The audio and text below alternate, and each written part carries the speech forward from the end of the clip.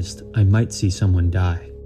I didn't even know who she was, but I was filled with immense grief as she edged closer to death by the hour.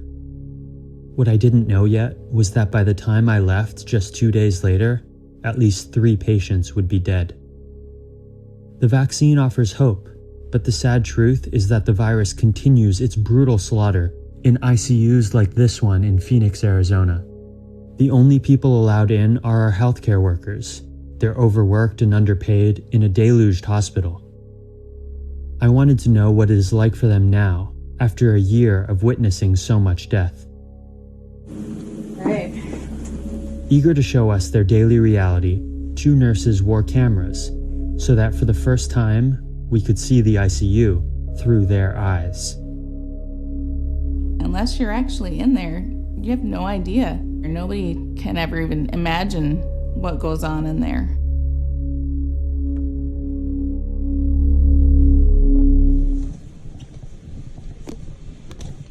This ICU contains 11 of the hospital's sickest COVID patients. Most of them are in their 40s and 50s, and they are all on death's door. It's an incredibly depressing place. I blurred the patients' faces to protect their privacy, but I also worried that blurring would rob them of their humanity. The family of this patient, the one who was rapidly declining, allowed her face to be shown, and they readily told me about her. Her name is Ana Maria Aragon. She's a school administrator and a 65-year-old grandmother. Sarah Reynolds, the nurse in charge of this ICU, organized a video call with Ana's family to give them a chance to be with her just in case she didn't make it. It just breaks my heart when I hear families saying goodbye.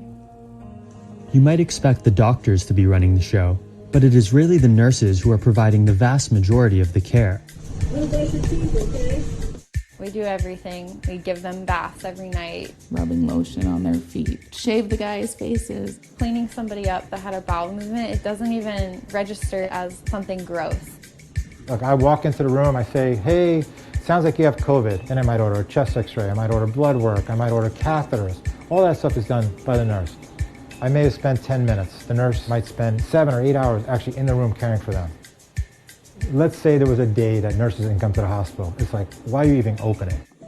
Ibuprofen. 12-hour-plus shifts, isolated in this windowless room. These nurses survive by taking care of each other. You guys need your payfields wiped? Oh, thank you. And by finding small doses of levity.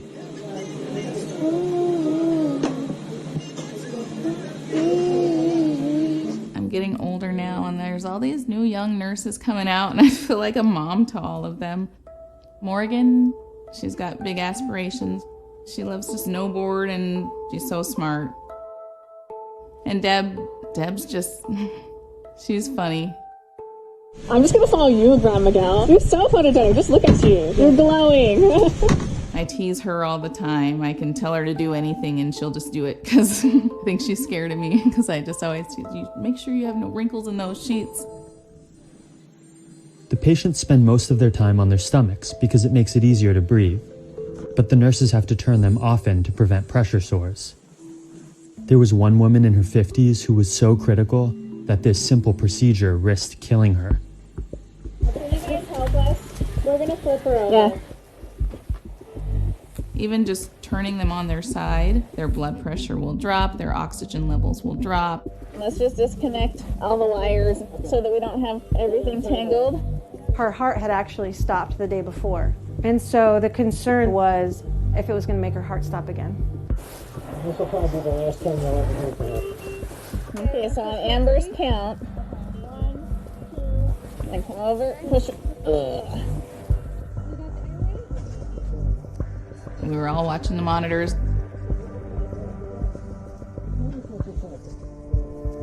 we're good. She seems to have handled it pretty well. Yeah. I felt relieved, like, whew, we did it.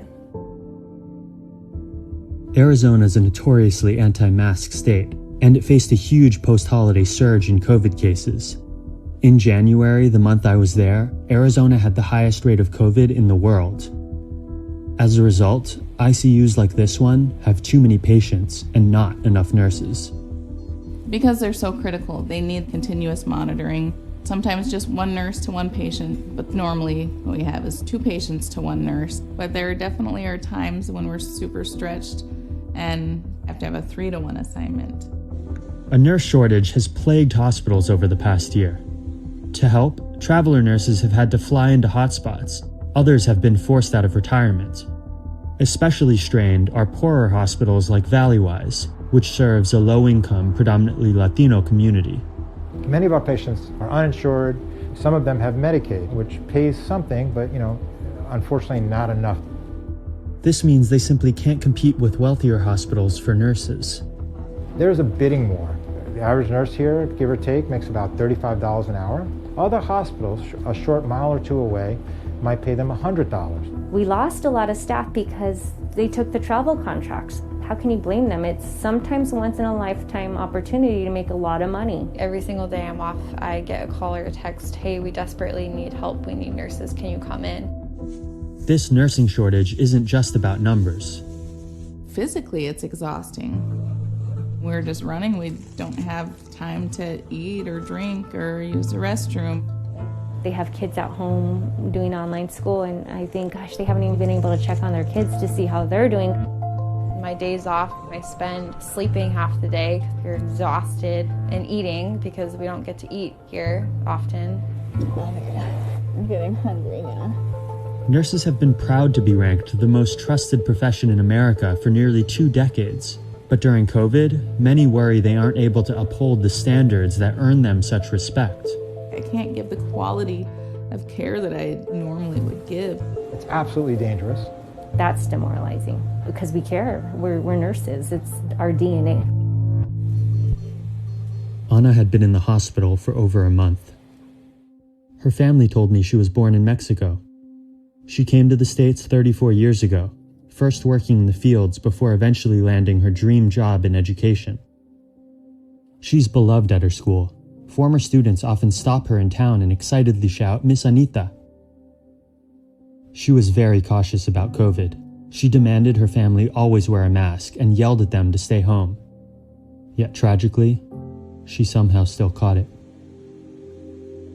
She had been declining over the course of several days. It's a picture we've seen far too often that we know, okay, this one is going to be coming soon.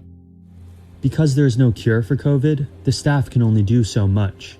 Once all the ventilator settings and the medications are maxed out, keeping a patient alive will only do more harm than good. So Ana's family was forced to make a tough decision.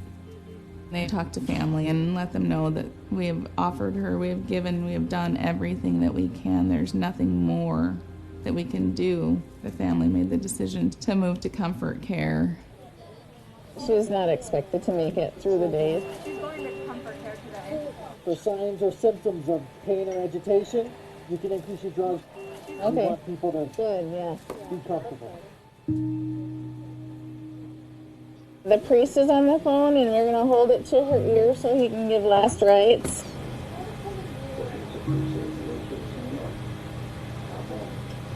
Amen. Tenemos ya todos en la llamada. Okay. Okay. And we will be here with her. We'll hold her hand for you guys, okay? If I'm there while someone's passing, I always hold their hand. I don't want somebody to die alone. That's something that brings me peace. Whenever you're ready. Just turn the vent off. Yeah. Gracias, mamita. Gracias por toda la vida que nos dedicaste. Te amo. Te quiero, madre.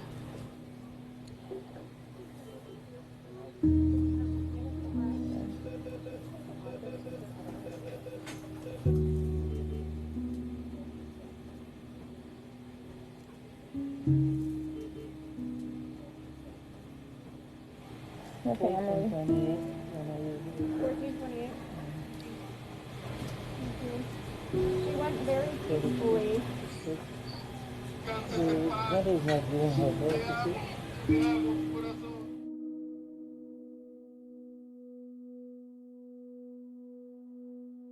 Dance floors packed, people hugging, holding hands, and almost no one wearing a face mask.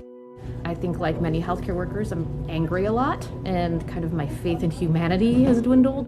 How can you think this isn't a real thing? How can you think that it's not a big deal? Arizona Governor Doug Ducey has advocated for personal responsibility over mask mandates, even though he's been photographed maskless at a gathering and his son posted a video of a crowded dance party. Even on the outside, they say, I don't care, I'm not wearing a mask, I'm not getting the vaccine. That's bullshit. The second they come into the hospital, they want to be saved. Never do they say, I made the decision, I'm accepting this, don't do anything, doctor. 500,000 people in this country have died from COVID. Many have been in ICUs, with nurses, not family members, holding patients' hands. I always wonder, are they still going to be there when I get to work? It's on my mind when I get home. Are they going to make it through the night? There's one that I can think of right now. One patient in his late 50s was so critical that he required constant supervision. Each of his breaths looked painful.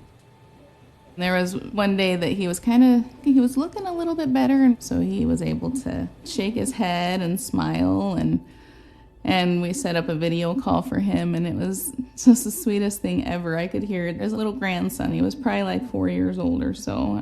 I saw him on the screen too, and he was just jumping up and down, so excited. You're doing it, Grandpa, you're doing it. We love you, look at you, you're getting better. It just broke my heart. It broke my heart. He's one that I don't think is going to be there when I get back on Sunday. But I'd already been told something Sarah hadn't. The patient's family had decided to take him off life support. Okay. The family decided to put him on comfort care. Yesterday they did? Oh.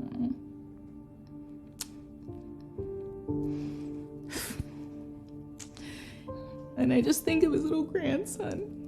You're doing it, Grandpa, you're doing it.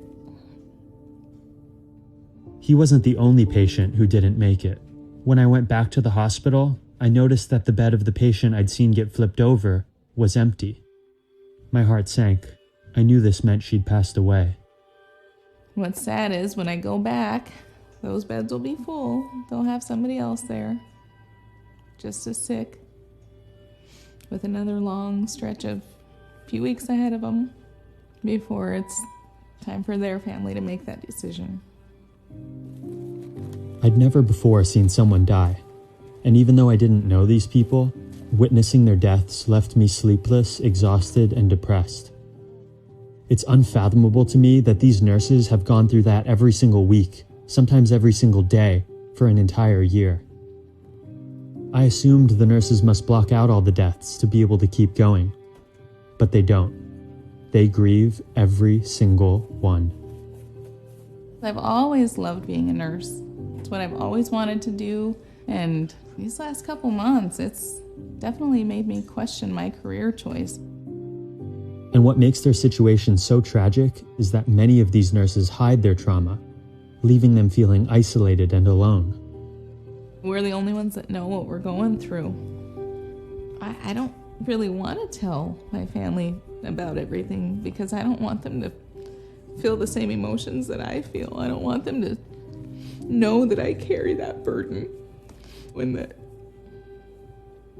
it is a lot. I'm Mom, I'm strong, I can do anything, and I don't want them to see that. Leadership in the pandemic hasn't come from elected officials or spiritual guides, but from a group that is underpaid, overworked, and considered secondary even in their own workplaces. As so many others have dropped the ball, nurses have worked tirelessly out of the spotlight to save lives, often showing more concern for their patients than for themselves. I worry their trauma will persist long after we re-emerge from hibernation. COVID's legacy will include a mass PTSD on a scale not felt since World War II. This burden should not be ignored. Something you would say to all the other ICU nurses around the country if you had the chance? Thank you. Thank you. I feel ya. And you're all amazing.